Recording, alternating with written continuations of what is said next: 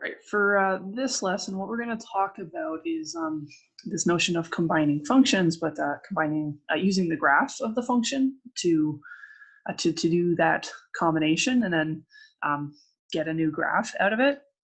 So just as a little bit of an intro, I'm going to talk about what these graphs of the functions actually mean. So let's say here, for example, we know that g of x is this collection of points on this curve. It's actually two lines connected. So for example, if I choose an arbitrary point on here, so the coordinates of that point there would be 5 and 2. And so what that means is, right, x equals 5, y equals 2. And since y is representing g of x, essentially what that's saying is that g of 5, your x, is your y, 2. Right, so it's just sort of plugging the x and the y into that equation for y equals g of x. So the input 5 gives you the output 2 for that function. Right, and that's what all of these points mean. Like the input of, let's say, -3 gives you an output of 0 over here on the left. Yeah, so it's just like a y equals like expression of x or linear equation or something going on the right side. It's very similar to graphing without the function notation. So yeah, one of the ways that we can do these sketches is to actually go through and list all of those points and make a great big table of values. So if I wanted to do this, we could do like x, y, table of values, plug in f of x. We know that those are the y values. Oh, sorry, I don't need y in that case. So I'm actually just going to turn that into g of x because f and g will give me my y's.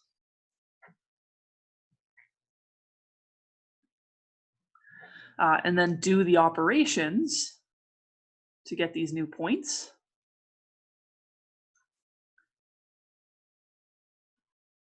So we could do that. We could fill this in. And that will give us a whole new collection of points.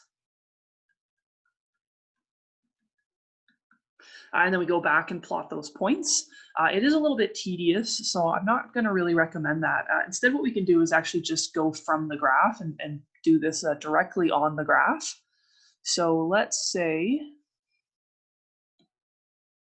yeah, we can just make our way sort of left to right here and pick some points. And I'm going to choose sort of nice points because I can see the slope of f of x is -1/2.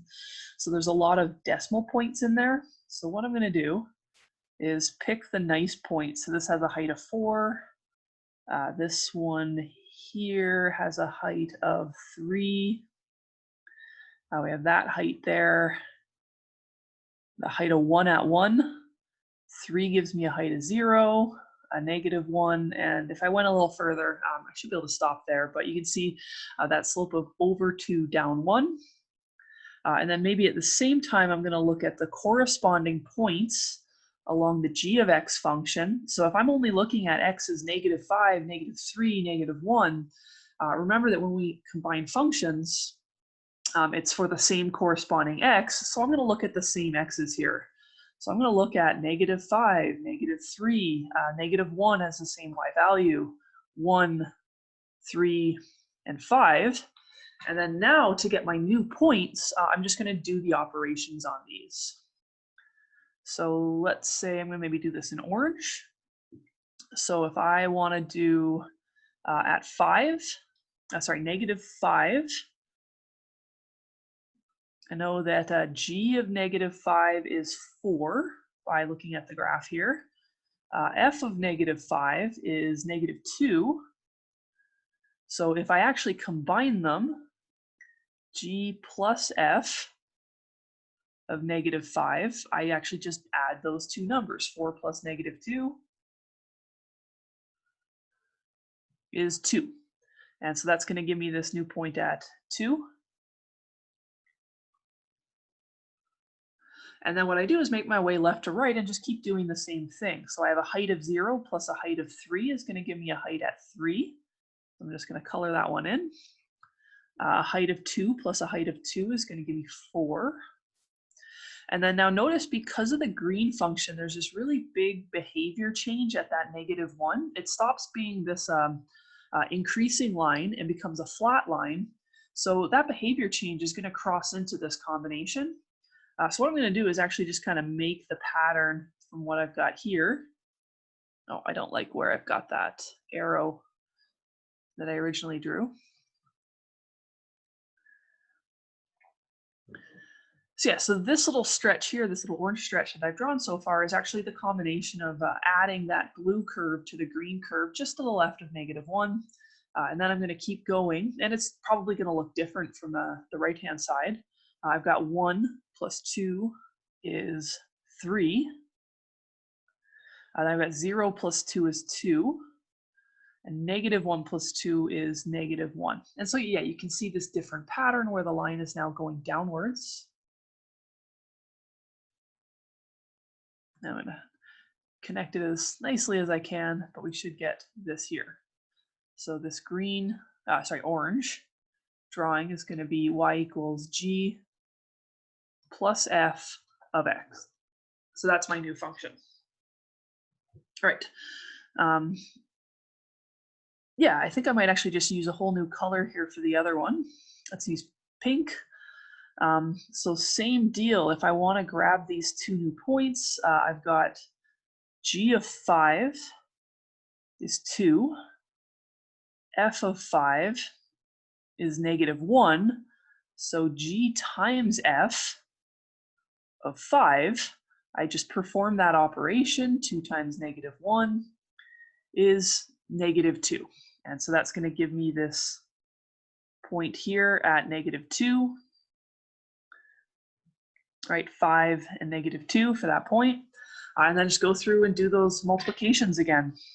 So again, I'm looking at the red ones. I did lose it for the 3 point, but we did have here a g of 3 was 2, and the blue one hit 0, so 0 times 2 is 0.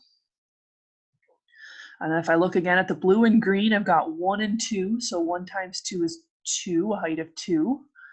At -1, I've got 2 and 2. 2 times 2 is 4. So that's going to intersect with that orange function there.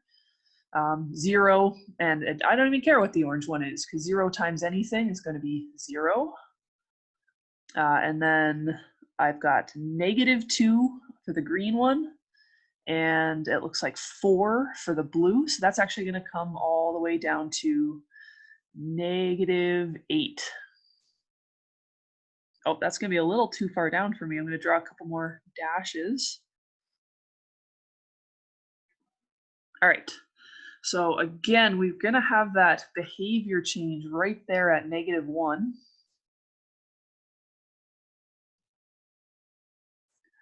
To the right of -1, that looks pretty clean.